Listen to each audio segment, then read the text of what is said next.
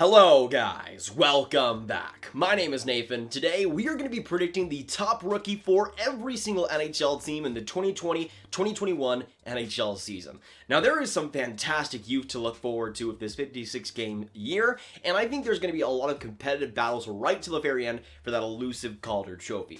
But who do I see as the best rookies heading into this season, and who do I see being the top rookie for every single NHL team in 2021? Watch till the end for all of the prospect and rookie content, and hit that subscribe button as well. 30% of the people that watch these videos are subscribed, 70% are not. So join the grab gang if you're new for more hockey content just like this one. Now, I do want to clarify right now that these aren't exactly the players who will get the most points rookie-wise, but I think these are the players that'll be the best rookies on their teams. That's kind of why I'm including some goaltenders as well on this list, so keep that in mind. But we're going to go from the East, the Central, the West, and then at the end of the video, the Canadian division picks. But we're going to start out right now with the East division, and we're going to start out with the Boston Bruins top rookie for the 2021 season. And I've been harping on this train for a long time when it comes to this prospect. He's an absolute stud, and I think could have a pretty sizable role for the Bruins this next season, that being Jack Studnicka. Now, his name is definitely fitting. He's an absolute stud. Age 21 centerman. In the AHL last year in 60 games played, 23 goals, 26 assists for 49 points. Was just brilliant. Got some decent ice time with the Bruins in the playoffs, but wasn't really able to truly explode. But with the injuries to Pastrnak and Marchand, maybe that fills maybe a power play spot for him, maybe third line power play spot. We'll see what happens, but I think if Studnicka is given the chance, he'll make the most of the opportunity, and hopefully he'll be a big part of that Bruins core going forward.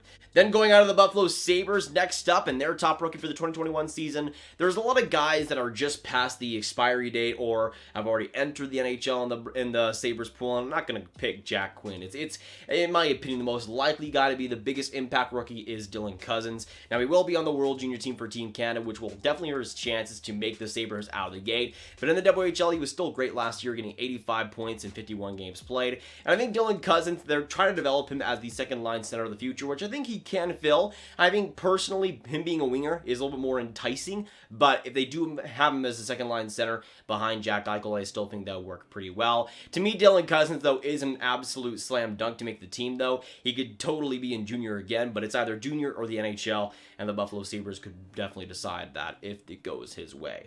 Then going on to the New Jersey Devils top rookie for the 2021 season, where my Devils Nico Hischier jersey right now. But in my opinion, the most likely player to be the biggest impact rookie is defenseman Ty Smith.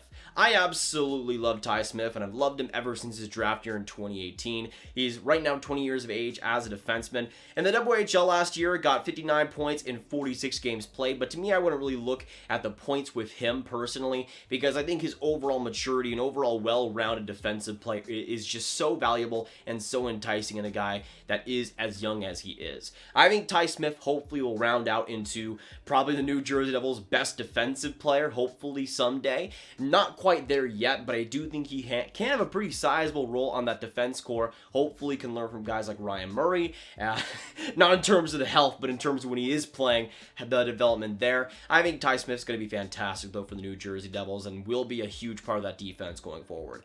Now we're going to go on to the New York Islanders, and we're going to go to our first goaltender today, and in my opinion, let's be honest here. Let's be honest. If Askarov was not a thing, then he would be the best goaltending prospect, but Askarov is a thing, so he's probably number 2. But still, Ilya Sorokin is an absolute madman. He is 25 years of age, so you can kind of, I don't know, you think of him as a rookie. I still would think of him as a rookie, but I think he's going to be great for the Islanders this next season. We'll have the backup role behind Varlamov, obviously, on the Islanders spot. But last year in the KHL, got 40 games played in with a .935 save percentage. The year before had a .940 save percentage. I think he absolutely is the real deal. And just watching Sorokin, he's just a great overall goaltender. His skill set is really diverse as well. And I think this is a player that could definitely be the future starter for the New York Islanders and a guy they could totally depend upon. Now going on to the New York Rangers, this is an obvious pick. I mean, I could go with somebody else like Igor Shesterkin, who I think is also going to be fantastic, but the main pick is, of course, Alexis Lafreniere. I think when it comes to Lafreniere, you're probably expecting around a top 3 Calder spot at least. He could definitely win the Calder Trophy. I think Kirill Kaprizov is likely the biggest proponent of that, or opponent for that, my mistakes. But I think Lafreniere is going to be great in his rookie season, will be one of the top points getters for the rookies just in general, and I think we'll have a fantastic year overall. Hopefully hopefully he'll be in that top 6. Their left wing situation in New York's kind of weird with Artemi Panarin, Lafreniere, and Kreider, but I think he likely suits up on the second line and fits right at home, as he should.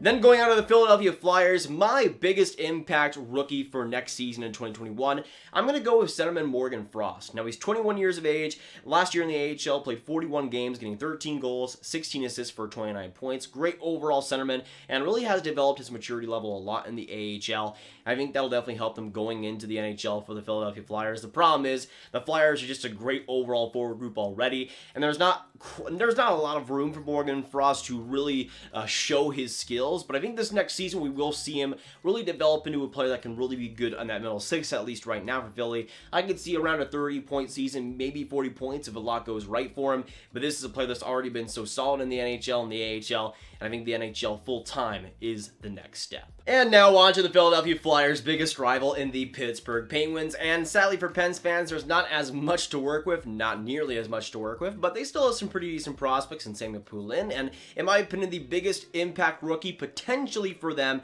is Pierre-Olivier Joseph. Now, Olivier Joseph is an interesting one, because in the AHL, he's been good. Last year, got 52 games played in as a D-man, 3 goals, 14 assists for 17 points for Wilkes-Barre, and that's solid overall. The problem is I really don't see him getting a major spot, at least on that Penguins defense. I think he could fight for a position, but I think the Pittsburgh defense is mostly sorted out right now. Whether you think those guys are good is a different story, but I think they have their plan in place. I don't think that Joseph entirely fits into that spot yet. Now going on to the Washington Capitals, some people might say Connor McMichael, and I could see a situation where Mike Michael gets to the NHL level because of the whole OHL thing, but I think he's kind of in a weird spot to where he's obviously too good for the OHL, but I'm not sure if he gets a full-time spot with the Caps. Again, just like some other teams, they have the position figured out. At center, they're doing still pretty well for themselves. You got Backstrom, Kuznetsov, and you got Lars Eller. I'm really not sure if McMichael is able to challenge for that third-line center, at least not yet. He, I think, eventually will totally do that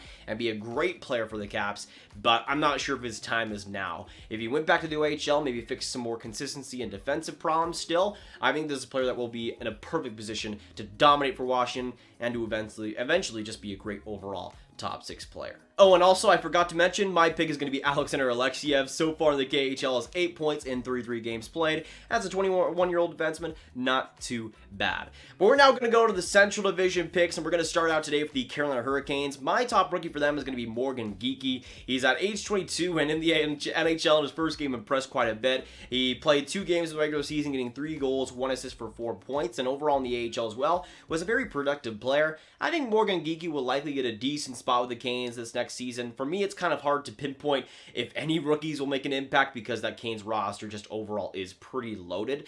I think it's either him or Jake Bean, but I think Morgan Geekie has a better chance to make the team, maybe as a 4th line or maybe even as a 3rd line player. We'll see what happens, but I do think he'll have a sizable role on that team, hopefully, and will get the opportunity he deserves. Then going on to the Chicago Blackhawks, this is a guy that I don't really see mentioned too often anymore. For some reason, I still think is going to be a fantastic defenseman for this team and a guy that they can definitely depend upon this next season and in the future, that being defenseman Ian Mitchell. Now, age 21, has been in the NCAA in the past few seasons. This last year, though, in 36 games played, got 10 goals, 22 assists for 32 points overall. He's now signed with the Chicago Blackhawks, and I think this is a guy that could really make a strong impact. They don't really have any other rookies that will stand out. You just had Kirby Dach as a rookie and Adam Boqvist as a rookie as well. So I think that kind of narrows it down, but to me, Ian Mitchell should have a pretty decent spot on that Blackhawks decor, but even if he doesn't, the AHL I think is perfectly fine for him, and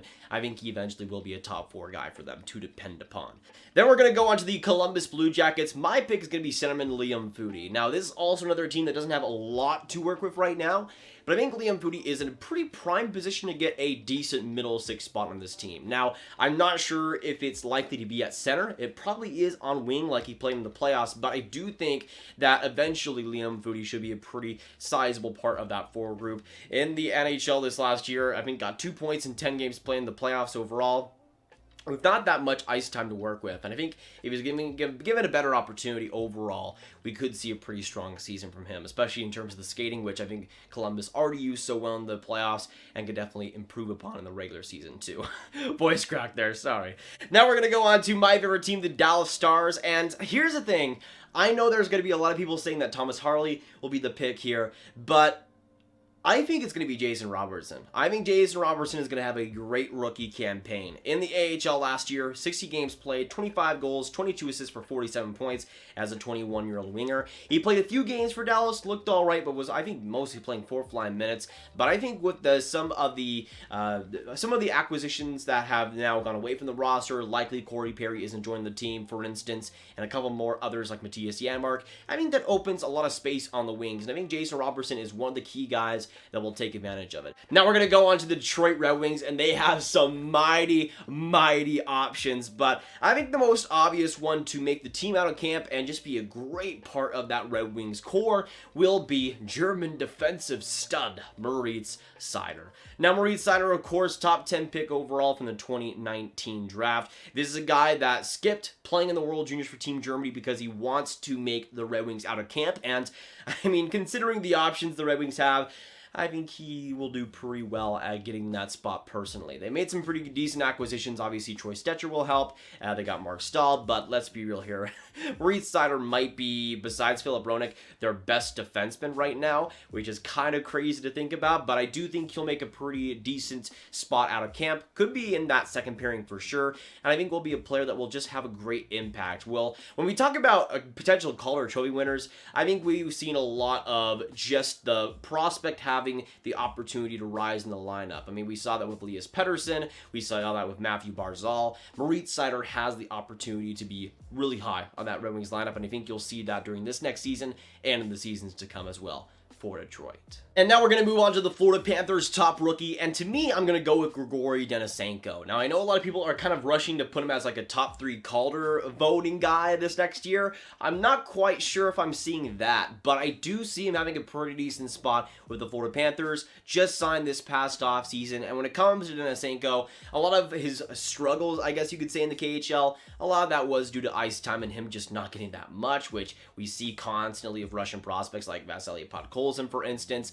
But I think with the Florida Panthers, he likely will have a pretty decent spot. But now we're going to go on to the Nashville Predators, and this was a tough team to really choose for, but I'm still going to go for Finnish winger Eeli Tolvanen. Now, Eeli Tolvanen is still 21 years of age, which is crazy to think about because it feels like he's been a prospect forever. But in the KHL this season, he's played 25 games, getting 5 goals, 8 assists for 13 points. I still think Tolvanen can be a good NHL player. Maybe not this amazing top 5 prospect that he was 2 years ago because he did have some struggles adapting to the North American game.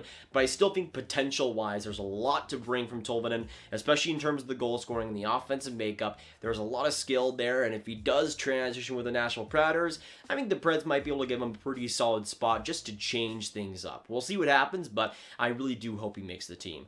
Now we're going to go on to the Tampa Bay Lightning, and my pick is going to go to the defenseman Cal Foote. Now, Cal Foote has been in the AHL for the past couple of seasons, was from the 2017 draft. He's 22 years of, or he's actually 22 right now, and in the AHL last year got 31 points in 62 games played. This is a guy that I could see getting a decent spot in the Tampa Bay lineup. Likely not pretty high, but I could see a third pairing spot for sure. Obviously, they lost Magosian in the offseason, and I think that will potentially help Cal Foote's chances. But here's the thing, they really don't need to rush him either. They still got a pretty great defense overall, and if they don't have him on the roster, if they don't have him on the lineup, I don't exactly blame him too much. Cal Foote is still going to be great, but maybe the time isn't quite there yet. But we're now going to go on to the West Division, and we're going to start with the Anaheim Ducks, and my pick is going to go to goaltending stud Lukas Dostal. Now, I've been on the Lukas Dostal train for a couple of seasons now, ever since the 2019 season, where he was just great in the Liga. Then in 2020, he was dominant, and this year has like a 940 in the Liga as a 21-year-old 21-year-old.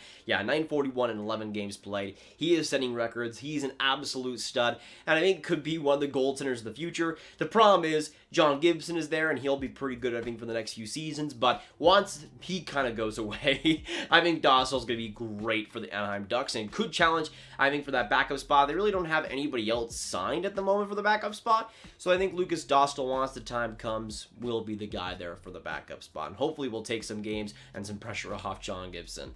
Now on to the Anaheim Ducks. My pick is going to be Barrett Hayton. He 20-year-old center, of course, was drafted 5th overall in the 2018 draft. Has been solid so far in the league, getting 4 assists, 4 points in 8 games played. Nothing spectacular, but I do see Barrett Hayton challenging for a good spot in the Arizona Coyotes team.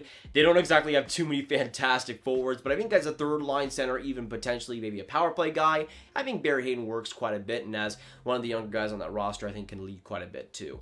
Now on to the Colorado Avalanche. My pick for them, there's a lot of people that would say you could have Bowen Byron, but I think he likely will have another season in the WHL. To me, Connor Timmins is the most likely guy to really rise up. Age 22-year-old defenseman, was drafted in the 2017 draft, I believe, and in the AHL last year was great, getting 27 points in 40 games played. He had a pretty major injury the year before, and I don't think he even played in 2019, but in 2020 he really proved himself as a guy that is a big part of that Avalanche team going forward. I think could get a pretty decent bottom pairing spot on the Avalanche team, especially on the penalty kill, where I think he'll do a lot of good for them. Then going on to the LA Kings, I am going to go with the obvious pick in Quinton Byfield. They have a lot of other options too, and I think Gabriel Velarde is the big honorable mention, and I think he could also be the guy. I'm just going to have a tie between Quinton Byfield and Gabriel Velarde. Let's be real here, both are going to be great for LA next year and will be major impact players for them as well. Going on to the Minnesota Wild, though, I'm going to go with easily, in my opinion, the biggest competitor in the Calder Trophy voting with Alexis Lafreniere is Minnesota Wild forward Kirill Kaprizov. I know I've talked about him so much, but Kirill Kaprizov is so good, has been just sensational in the KHL the past few seasons. This is a player that offensively just brings so much talent, so much creativity, and I don't think he's going to get bogged down by the North American ice. I don't think he's going to get bogged down by the Minnesota Wild defensive style hockey. I think he's going to be absolutely amazing from the get-go, and will get even better as the season progresses. He is the real deal, and expect the Kirill Kaprizov journey to begin this next season, hopefully January 13th. Then on to the San Jose Sharks. My pick is going to go to centerman/winger Alexander Chmelevski. Now, Chmelevski is a fascinating prospect. 21 years of age. In the AHL last year, got 42 games played, 11 goals, 16 assists for 27 points. I like Chmelevski quite a bit. The thing is, I really don't see him getting a huge spot on that Sharks roster. Probably a third-line guy, but I do see Chmelevski having a pretty decent impact, probably around maybe a 30-point campaign. I see him doing very well, and I've liked Chmelevski a lot in the last couple of years. Really just a great overall offensive mind, and a guy that I think will do very well for the San Jose Sharks going forward.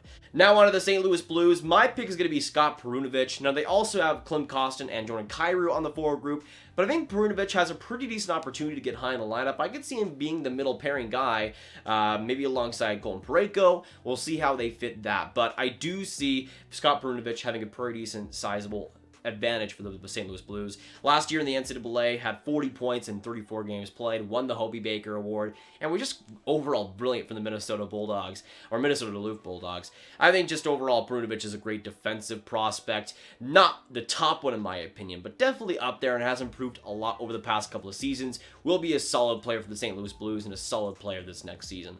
Finally, for the West Division, Vegas Golden Knights here. I had a tough time also predicting for them because you got Cody Glass, who was a rookie last year, has expired from that rookie status. I would say Zach Whitecloud would be the biggest guy for me. He's age 24, only played 20 games in the regular season last year for Vegas, but was very good in the playoffs, I thought, overall. We'll see what happens. I think for Whitecloud, with the playoffs, he proved himself as a pretty solid defenseman. I think he'll stay true to that this next season and will hopefully be a pretty decent part of that defense going forward. But now on to the Canadian division. It's going to be competitive in the NHL, but also in the prospect landscape, some really good, interesting prospects to work with. We're going to start out today at the Calgary Flames top rookie in 2021. We have Finnish defenseman Juuso Välimäki. Now, Välimäki has been amazing in the league just this season in general. 22 years of age, 19 points in 19 games played. And the thing is here, Välimäki has been great offensively pretty much his whole career. Defensively, though, I've always had some pretty big concerns. Though from what I've seen in the league, he's been a lot more responsible, which I think will definitely lend himself to a pretty solid spot with the Calgary Flames D-core. And once the NHL season resumes, I think Valimaki will be a pretty good mainstay on that defense. Then going on to the Edmonton Oilers, my pick is going to be Evan Bouchard, another defensive pick, but I think Bouchard is really going to set up well this next season. With Oscar Klefbom going out from this season, this entire 21 season, I think Evan Bouchard is really going to take advantage. And the Allsvenskan this year, so far in 23 games played, has 17 points, which for a 21-year-old defenseman is pretty fantastic. I think offensively is always where Evan Bouchard was at his best, but I've really noticed some great improvements in skating and great overall ability. I think you'll see that translate, especially on the power play this next season for Edmonton, as he hopefully has a full-time role. Then going on to the Montreal Canadiens, we're going to go to yet again another defensive prospect, and this one I think is about as obvious as you get. It's Alexander Romanov. And I want to say this right now, I think Alexander Romanov is probably the most overrated prospect in the NHL right now. I still think he's going to be very, very good, though. Likely a bottom pairing guy, I would say, for Montreal next year, but could rise up to that second pairing I could see. I don't think Alexander Romanov is the best Russian of all time and one of the best prospects of all time, like some just dummies in Montreal that are thinking that. It's not going to happen. He's solid, but not that good. But I do think Romanov will have a pretty big positive impact for that defense next year and hopefully in his solid and lengthy NHL career in Montreal. And now I'm going to go on to the Ottawa Senators, and I'm just going to say this, folks. This is probably my biggest hot take today, but I have from the Ottawa Senators, American centerman Josh Norris. A lot of people will say Tim Stützle, but I do think that Josh Norris has a fantastic chance to be the top rookie for the Ottawa Senators. In the AHL last year in 56 games played, got 31 goals, 30 assists for 61 points, and was just a great overall offensive player. I think this is a guy that has a much better opportunity of being the top rookie. With Tim Stützle, he obviously has the World Juniors, which I think he'll still make the team out of camp, and that with the Ottawa Senators will likely have a full-time role, but it does kind of hinder his chances of having a big-time spot on that team to start out. With Josh Norris, he's a centerman, and he's a bona fide one. And with the Ottawa, really, they only have Chris Tierney. I mean, there's not really much to work with. And I think Josh Norris could really fight for, honestly, as high as a first-line center spot this season. I mean, I think he could start out as a third-line C, maybe second-line C. And if things go well, like Matthew Barzal well, he could easily be the first-line center by the end of the year. Easily. Not even a competition. And especially with a guy like Brady Tkachuk, I think would be absolutely beautiful. Then going on to the Toronto Maple Leafs, my pick is going to be Nicholas Robertson. I think Rasmus Sandin might have a third pairing spot at best, but Mikko Lehtonen's going to be there, Travis Dermott's going to be there. To me, though, Nicholas Robertson has a pretty solid spot, potentially, especially on that third line. The problem is there's a lot of depth that Toronto has added, and I think that will kind of lessen his chances, but he's skipping the World Juniors because he wants to make the Leafs out of camp, so he's absolutely dedicated, and I think you will see that. And the OHL last year was great, getting 55 goals in 49 games. I've talked about him a lot. He's just an absolutely fantastic goal scorer that I've loved since before his draft year, honestly, and I'm really wishing him the best for Toronto and whatever ventures he has, especially for Team USA. Then going on to the Vancouver Canucks, and my best rookie for them, honestly, there might be some people that say Nils Höglander could make the team, but to me, Jack Rathbone presents the most interesting case. Now, I think most likely he plays in the AHL, at least to start out, but I could see him maybe being a call-up and doing pretty decent for the Vancouver Canucks. And the NCAA last year was just great as a 21-year-old, getting 28 games played, 7 goals, 24 assists for 31 points as a defenseman, and it was just fantastic. His offensive game has really progressed well, great overall offensive skater as well, and just a guy that's always in the right positions, especially on the power play. I think he could do a lot of damage for Vancouver this season, and I think will do a lot of damage for them going in the future as well. But now we're going to go on to the Winnipeg Jets, and we're going to go onto yet another defenseman today, but definitely deserved. This one being another American at age 21, being Dylan Samberg. To me, Dylan Samberg also could have a pretty decent spot on the Winnipeg Jets, because on that, I think he plays lefty. There's really not that much on the left defense side besides Josh Morrissey. But with me, Dylan Samberg, he, like Jack Rathbone, I think likely is in the AHL this year. But if the AHL has no season, maybe Dylan Samberg has an opportunity to fit into that defense. And let's be honest, the Winnipeg Jets defense, it's still horrible. And I think Samberg, when it comes to the defensive impact he's shown, has really just progressed well in the NCAA, just in general, has really come into his own progression-wise. And I think for the Winnipeg Jets could be a pretty good answer in the future. Right now, I think he could slot into maybe that third pairing, but in the future especially, he's going to be a really impactful and valuable player for Winnipeg to have. But that is going to be it for me. Thanks so much for watching. If you enjoyed, hit that like button, hit that subscribe button, join the Graviteh gang, and join the 30% that are subscribed. Make sure you comment down below all your thoughts, what you agree and disagree with, and let me know who you think will be the top rookie for your favorite NHL team. Make sure you share this video with your friends, get it out there, and click on this card as well for all my hockey rankings content right on my playlist. I apologize for not being as energetic as possible, but I'm recording this at 11:25 p.m. so I kind of have to keep it a little bit lower. Thanks so much for watching though, and I'll see you in the next video or stream. My name is Nathan. Goodbye.